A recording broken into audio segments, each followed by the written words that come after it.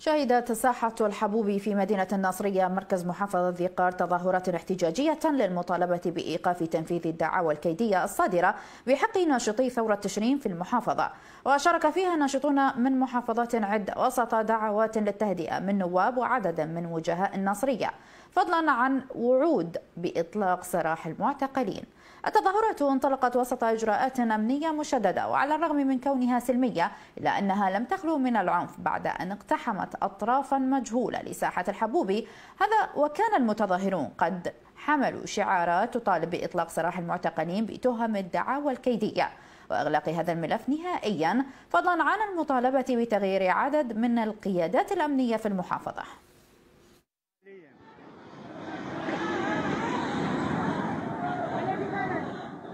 المتظاهرين تضايقوا من رجال الشغب لكون قرب تمثال الحبوب وازاحوهم الى جسر الحضارات على الغزي من موقع الحدث.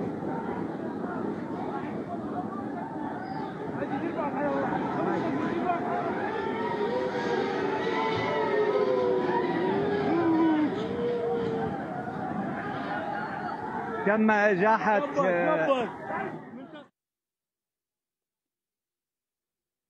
إلى ذلك أعلنت قيادة شرطة محافظة ذي قار إصابة 21 ضابطا ومنتسبا خلال أعمال شغب رافقت التظاهرات.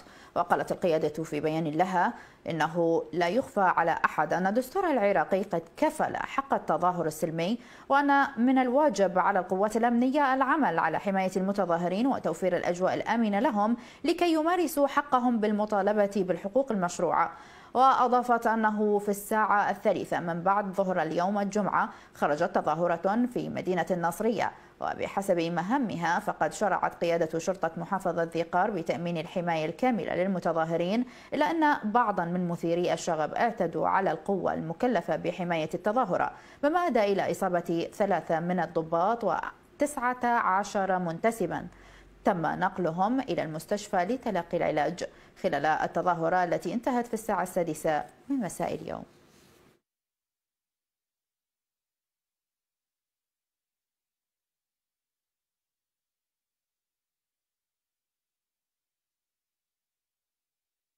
وفي ملفنا الثالث للحديث أكثر عن ذي قار وآخر التطورات في التظاهرات ينضم إلينا مهدي آل الشيخ متظاهر وأيضا ناشط. أهلا وسهلا بك أستاذ مهدي. يعني بداية أعمال عنف وتراشق بالحجارة وقنابل الدخان بين المتظاهرين وأيضا القوات الأمنية، كيف حدث الأمر؟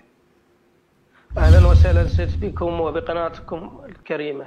أهلا وسهلا ستنا العزيزة، هذا الموضوع لم يحدث فقط هذا اليوم، هو مستمر على مدار أكثر من 3 أيام في محافظة ذي قار، لكن بعد أن عجز المتظاهرين وشيوخ المدينة وكبار محافظة ذي قار والوجهاء من وجود حل من أجل الردع قائد الشرطة والتواصل معه من أجل تهدئة الأمور، أصبح لديهم أنه لا حل سوى الاحتجاج، سوى الخروج بتظاهرة تثبت وجود هذا الكيان اللي هو كيان تشرين. للأسف أغلب الاعتقالات هي نالت متظاهري تشرين.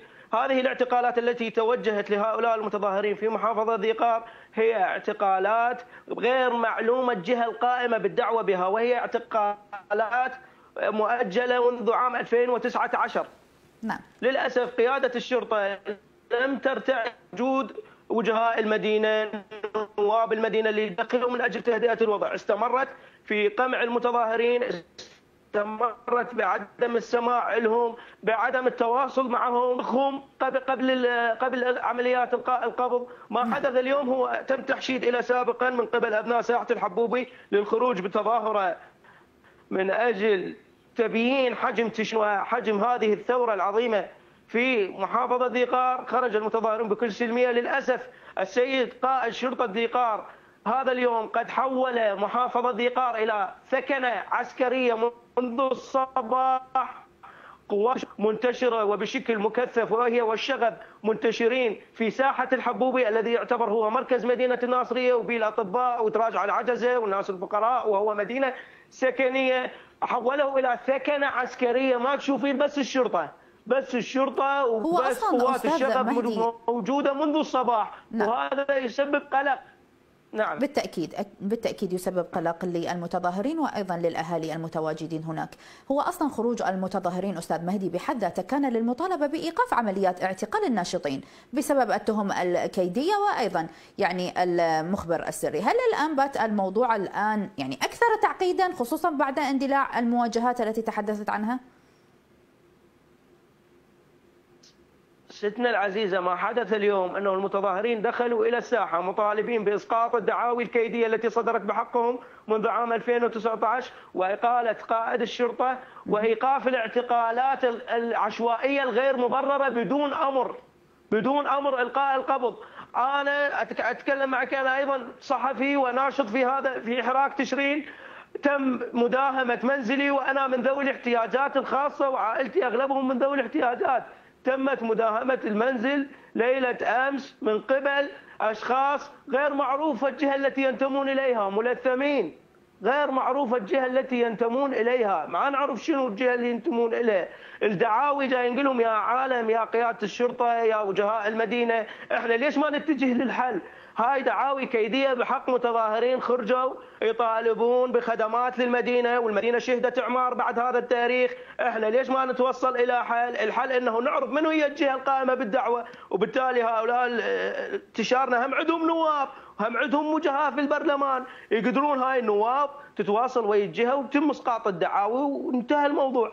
لكن للأسف ما تم هو اعتقالات بدون تبليغ للمثول أمام القضاء، تنفيذ أمر إلقاء القبض وترويع للعوائل، وما معروف الجهة القائمة بالدعوة شنو. نعم، بالبداية أتمنى لك السلامة وللأهل أيضا أستاذ مهدي. يعني هذا في بادئ الأمر، ما هو رأي مجلس يعني محافظة ذي قار إذا ما تم التواصل معهم أو يعني وصول